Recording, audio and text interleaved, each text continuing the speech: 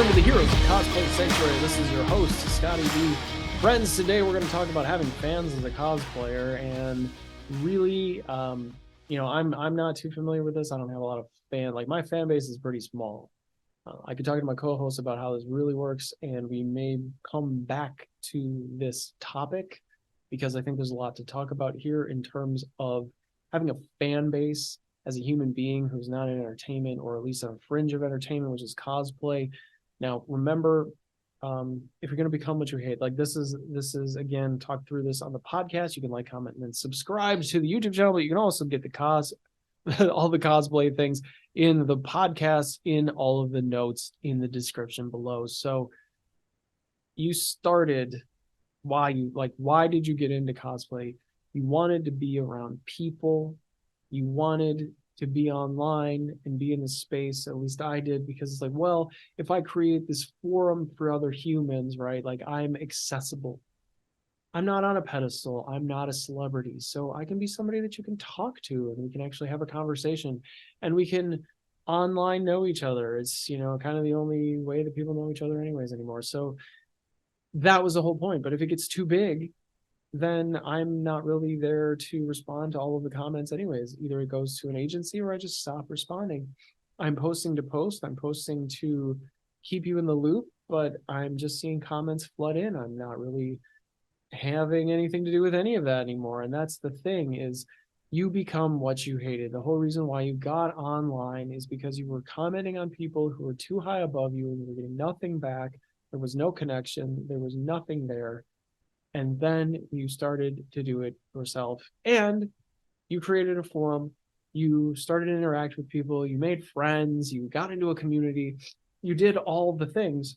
And this is why you came here in the first place. Like the non-response, the never interacting. It's not really social media at that point. It's just media.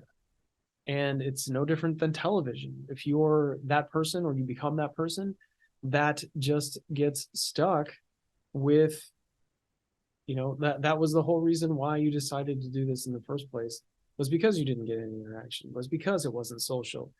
And now people spend more time chasing new people. It's almost like a business, because businesses always spend more going after the new business than they do retaining customers. The retention seemingly doesn't matter. The people that are there for you and have been there for you, that's okay. We want more. It's always more people. It's always bigger audiences. And then you have to wonder what it is exactly that you're selling them besides yourself. That's where we talk about personality. Personality is an easy sell. Selling you and your personality, selling that, hey, it's me. That's got to be worth something.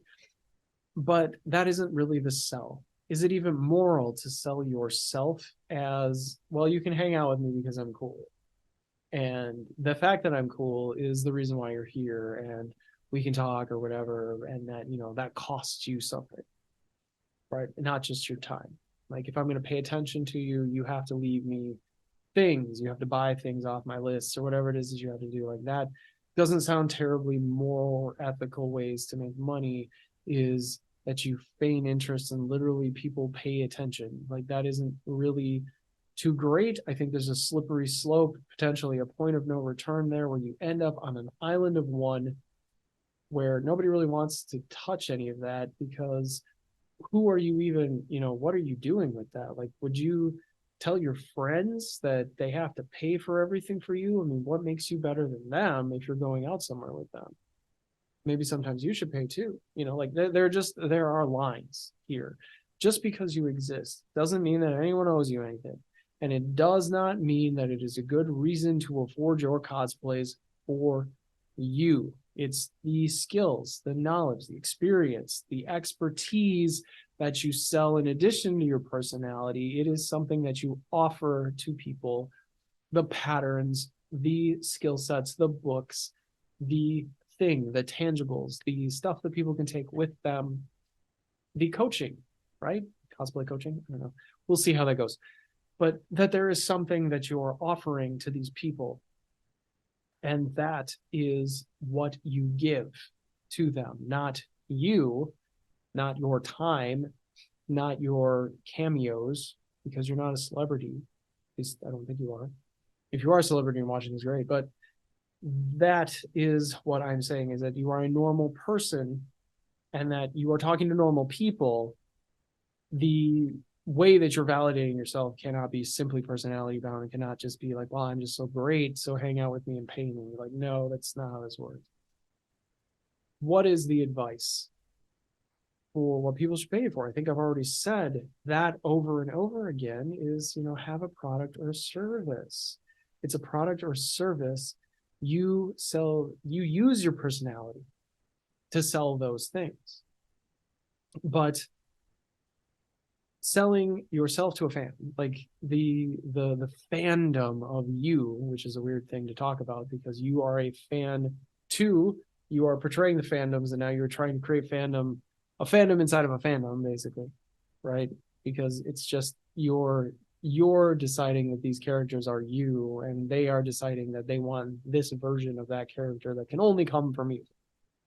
But that doesn't scale. You can only do one thing at a time. You can't, no matter how big your following gets, there is a limit to how much bigger it can get, and there's a limit to what you can do on your own.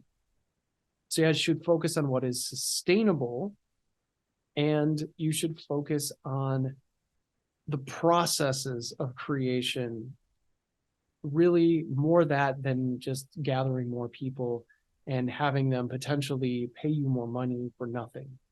That's never a good thing to do. That's never a good scale. You want a service or you want a product that you can offer to people that they will buy more of, or that they will come back to because of the value that you add. It's all about value.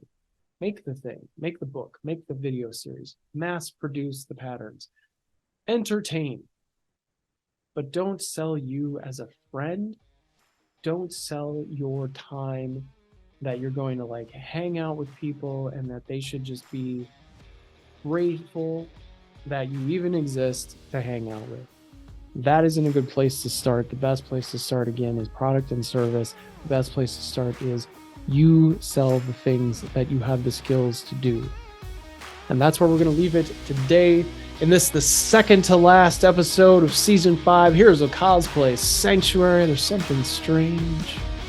This is Scotty B, and I will see you in the next episode. Bye-bye, everybody.